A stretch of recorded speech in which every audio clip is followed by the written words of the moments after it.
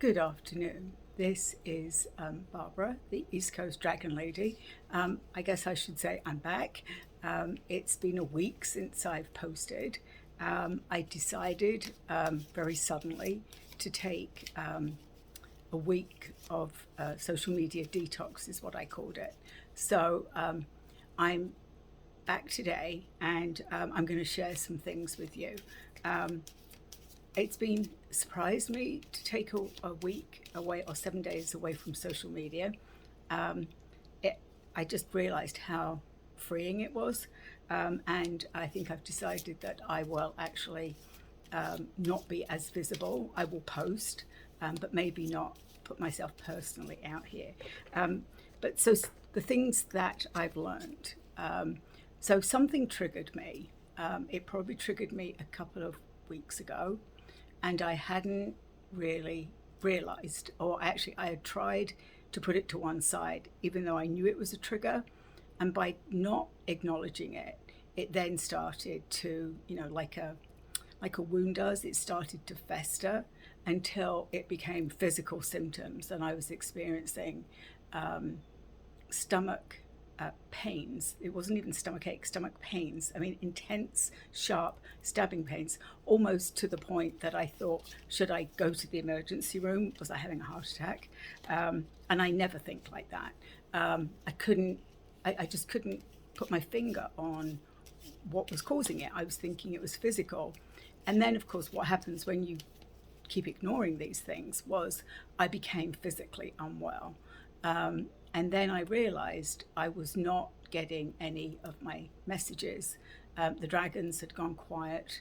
I was getting nothing. Even when I said, what's going on? There was nothing. And I'm not alone. I've seen lots of people posting. I've spoken to quite a few of you that have been feeling the same thing. And what I've learned and what I've heard is that when that happens, that means we need to stop and go inward and focus in on what is it we need to do. And I think the dragons in particular just feel so. The one message I got was, when you're ready, come to us. We will not come to you. Whereas my experience has been the dragons come to me. So they're going to work with me in a different way. I've also stepped back from a couple of other things that I was going to do, that I was questioning. So I will still be doing my Dragon Hour. And that's coming up this week. I'm excited about that. I'll mention that towards the end.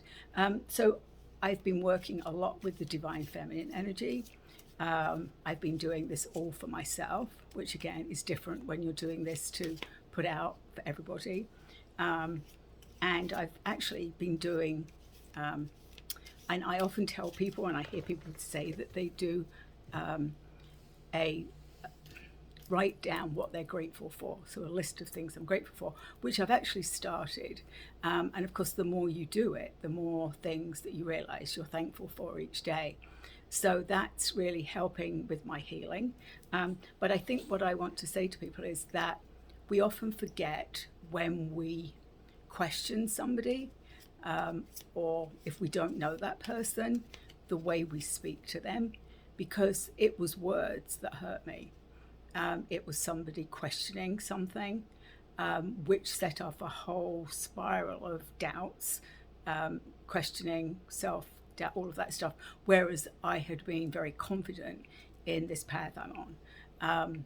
So I guess my reason for saying this is I think we often forget when we maybe lash out to somebody, and I'm thinking that the person that triggered me was probably triggered, or I was actually, and as you know, when you work with dragons, you can only speak the truth. And actually, the interesting thing was, I thought this was a really good reading. I was really excited about it, and I got the opposite come back at me. So just remember when you're triggered to try and not trigger other people. But it was my learning curve. It's made me step back and take some deep breaths. And I've actually, towards the end of this week, I started to get some divine feminine guidance.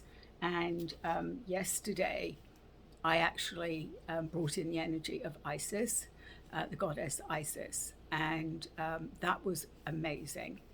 And I've actually drawn. So the other thing that I was drawn to do, I was shown that I need to put some of my energy, some of my spiritual energy into painting.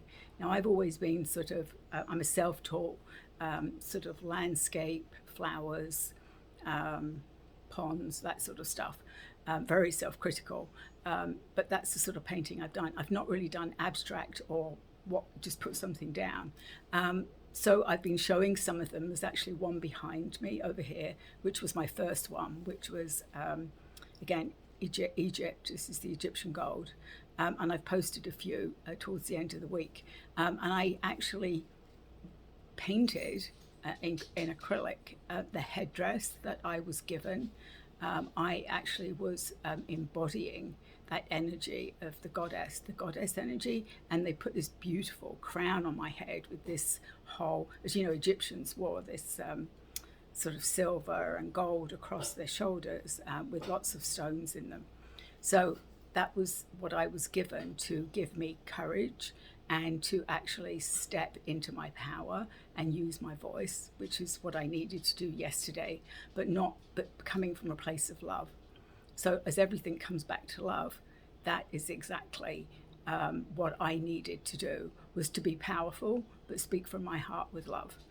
So that was the message. Yesterday, I actually spent a couple of hours with some dragon energy and other people that were looking to understand dragon energy.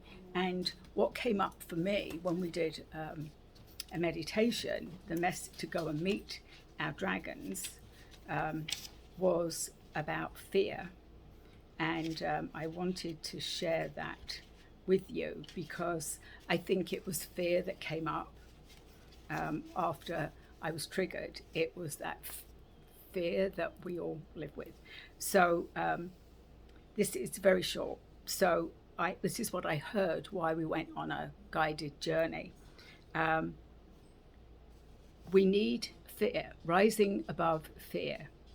We need to feel it and to walk through it. Feel it and let it go. Rise above the fear and let it go. We are all way showers and we are here on purpose. And then as we came back from the meditation, it was 444. And the meaning of that, the angel number, is a reminder that processes have to be followed to reach the desired goal. So I'll say that again. This is a reminder that processes have to be followed to reach the desired goal. So it's those steps is what I'm hearing. It's interesting when you've been living for a few years with getting channeled messages and then they don't happen. It's like somebody is like, you've suddenly gone deaf. But I think I needed that. And I think and I also been hearing that I've been getting some more downloads, some upgrades. I think a lot of people have. I think that's what's happening right now. It hasn't helped that we've had very bizarre weather here in the east coast of the United States. Lots of tropical weather. It's September, it's still in the 80s and 90s, and lots of storms. And as we know, earthquakes across the world, certainly in Morocco, and my heart goes out to those people. But Mother Gaia's hurting, and she's telling us, and we're not paying attention. So it's only going to get worse. That's what she said to me for many years. So we do need to pay attention to our environment. But this was, as you know, there are no coincidences in the spiritual world. And when I pulled the Oracle deck of the Divine Feminine, which is, the artwork is by Lisbeth Cheever Giesman. It's Megan Waterson, the Divine Feminine. I love this deck. And this is the card that I pulled for us for the week. This is the message for the week. It was Fatima, the mother of the Imams. I won't read you a lot about who she is, but it says, an Imam is a leader in the Islamic faith and Fatima is considered to be the mother of infants because of the love and gratitude she gave her family. There are many stories about her devotion and her unfaltering love that she provides in order to protect them. She never failed to defend what was sacred to her. It is said that Fatima stood up to Muhammad's successors, Abu Bakr, because she didn't feel that he was honoring her father's legacy in the way she had hoped. She lived with a great stability because she knew that her love for her family gave her a solid foundation, identity, and clarity of purpose. So when your soul selects this card, we can get caught up in the ego's idea of who needs to become or what we need to achieve. Fatima is the grace that sweeps through the seemingly complex lives and reminds us of what's core and what's solid earth to the soul family. What matters most is the love and gratitude we bring to those who are there for us, and the love and gratitude we feel when they show up for us. Nurturing and protecting and taking care of the ones we love is a sacred occupation. My great-great-grandmother advised me that if I ever had children, I need to make sure I got paid for it. I had no clue what she was talking about. The idea was so foreign to me, but Big Margie believed that women should have a wage for the time they spent raising children, so that their work would be valued. The role of the housewife or the stay-at-home mom is sacred. It is consciously chosen. It is a profound contribution to raise and recognized by the world. There is the legacy of love that can be inherited by the whole family from such undivided attention and presence. Fatima's resource signifies the importance to the spiritual path of motherhood. The soul voice meditation is what am I grateful for in this moment? And the intention is love is my lineage and gratitude is my religion. So there is the gratitude journal. If you've not done it before, I am always the person that will say, I'm the one that says, yes, it's a really good idea. I don't always do it. I found it very grounding and interesting, what I find I'm grateful for each day. And I'm making a list. If I can find it, I'll share what I've put in here so far. It's usually just one or two things a day. I remember actually telling somebody a story that I used to quite a few years ago when, I think it was when I was a stay-at-home mom, that I used to watch Oprah Winfrey, and she used to say that everybody has something to be grateful for every day, even if the only thing you put in there is that I'm grateful that I woke up, or I'm grateful that I went to sleep, or I'm grateful that the sun is shining. There's always something in the world to be grateful for. So I do think that it's something that if we consciously sit down and think of, whether it's first thing in the morning, last thing at night, it's certainly something I'm going to do through September. So I've actually done a page so far. Having a home that is all mine, having both my boys living with me, it's a comfort to me. My health and my determination to stay healthy. I'm grateful that I slept well. I'm grateful it's Friday. I'm always grateful it's Friday. Grateful for my memory. I'm grateful for my connection to the divine feminine team, Kuan Yin, Kali Ma, and Goddess Isis. And I'm grateful for money to buy food. I'm grateful to have chosen, I'm grateful that I have chosen to be here on earth at this time, because we must remember that we chose to be here at this particular time because there's a lot happening. So I think on that, I will end. I'm not sure what I'm going to be doing during the week, whether it's going to be a dragon card or just a message, but I will post something every day, even if it's just to remind you to be grateful. So again, I'm grateful for you. I'm grateful for those of you that have joined my YouTube as a subscriber. Thank you. I'm grateful for those that you follow me on my Facebook. Please go to my website at eastcoastdragonlady.com. You can click one of those, Facebook or any of those, and it will connect you to my Facebook group where I do post those messages.